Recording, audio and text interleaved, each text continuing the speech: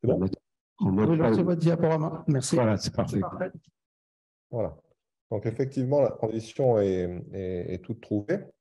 Bon, je vais partir un petit peu loin je suis sûr que la plupart d'entre vous connaissent déjà bien les ultrasons et l'échographie. Mais bon, juste à la base, les ultrasons, pour bien placer les choses, on parle de son, donc d'ondes mécaniques qui se propagent dans un milieu, alors souvent dans l'eau ou dans les tissus biologiques. Et on n'a rien inventé. Hein. Les animaux, certains animaux s'en servent pour communiquer entre eux ou pour se géolocaliser. Et c'est sur cette base qu'ont eu lieu les premiers travaux pendant la Première Guerre mondiale ou juste après, pour développer les premiers sonars. Donc ça, c'est des travaux qui ont été réalisés notamment par M. Langevin, donc, que Mathieu a abordé tout à l'heure. Donc c'était pour la détection des icebergs ou des sous-marins pendant la Première Guerre mondiale. Et ce n'est que bien après, dans les années 60, je crois, ou 50, qu'ont eu ont lieu les premiers développements sur l'échographie, donc l'imagerie par ultrason, pour le diagnostic prénatal. Donc, et puis maintenant, vous avez vu les développements qui ont été réalisés, donc avec des images assez impressionnantes. Alors, c'était important aussi ce qu'a dit Mathieu tout à l'heure, c'est que la physique n'a vraiment pas changé. Et ce qui a vraiment changé, c'est la façon de reconstruire les images. Donc, on envoie toujours une impulsion ultrasonore qui va se réfléchir et se rétrodiffuser dans les tissus biologiques.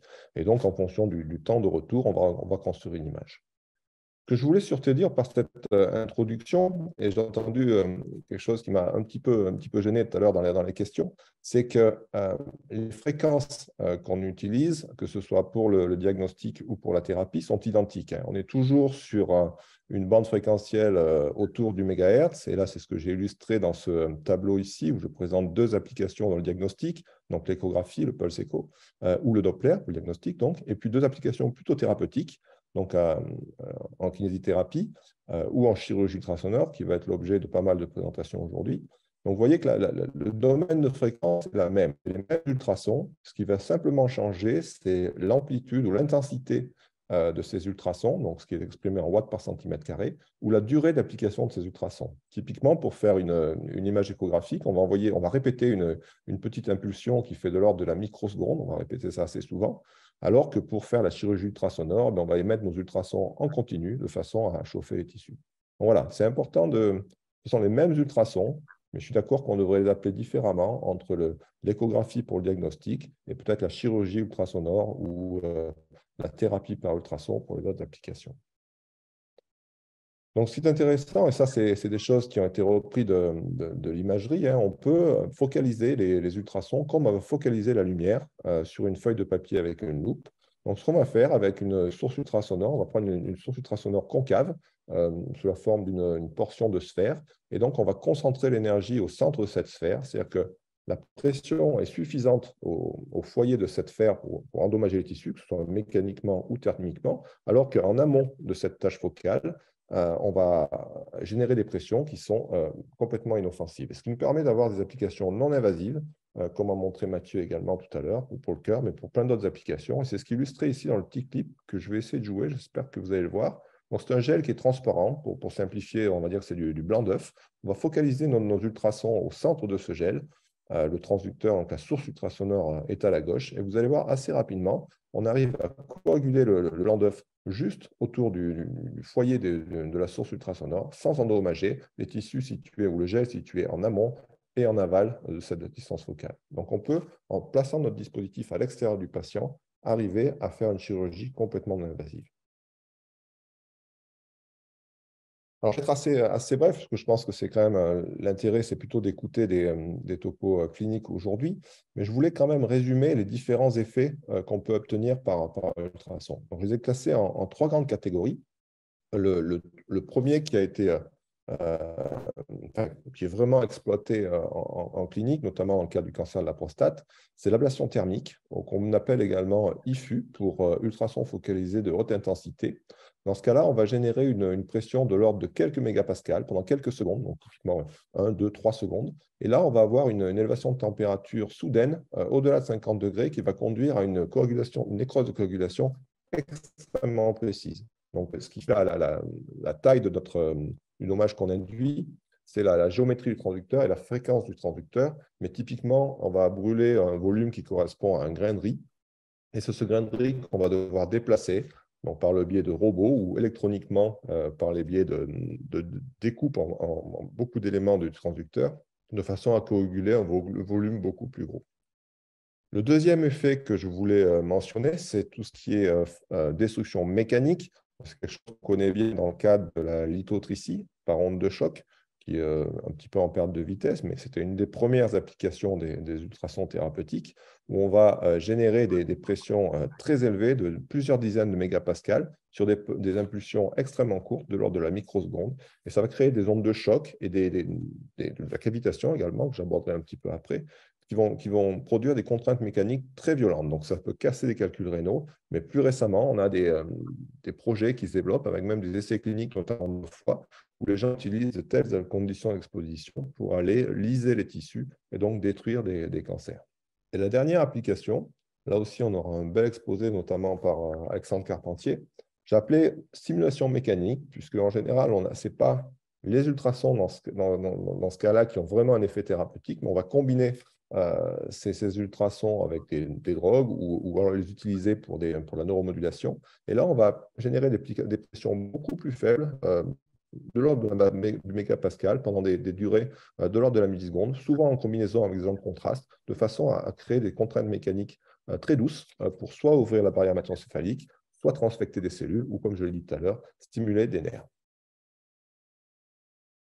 Voilà, un petit focus un petit peu sur la cavitation, qui est un mécanisme qui est bien exploité dans le domaine de la thérapie.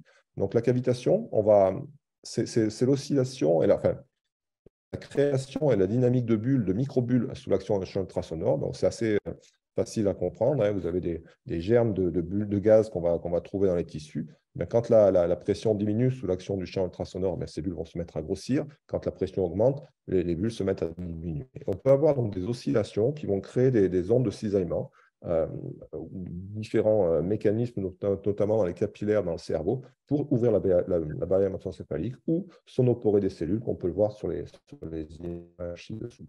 Donc ça, c'est vraiment un mécanisme qui est vraiment étudié actuellement pour de nouvelles applications, et l'ouverture de la BHE en est le premier. Voilà. Je voulais juste terminer par cette diapo qui est une espèce de photographie du domaine avec les différentes applications qu'on peut trouver pour les ultrasons thérapeutiques, différents niveaux d'avancement, et qui vont bien être illustrés par les présentations qu'on va avoir aujourd'hui, avec de nombreux développements dans le domaine de la neurochirurgie, en oncologie, en urologie ou en gynécologie, mais là, je laisse les collègues en parler. Et ce qui est important aussi, c'est vrai qu'on va avoir une belle présentation en ophtalmologie, c'est que le traitement du glaucome était en fait la première application thérapeutique approuvée par la FDA dans les années 80, et on est très heureux de voir que cette technologie s'est redéveloppée en France avec un nouvel intérêt. Un petit clin d'œil, juste, si vous voulez en savoir plus, je suis sûr que les présentations que vous allez entendre dans les minutes qui suivent vont vous passionner. Vous aurez un congrès qui aura lieu dans 2 semaines à Lyon, où je vous invite à venir, avec une journée notamment à Future le 21 avril, qui est vraiment dédiée à des présentations cliniques. Voilà.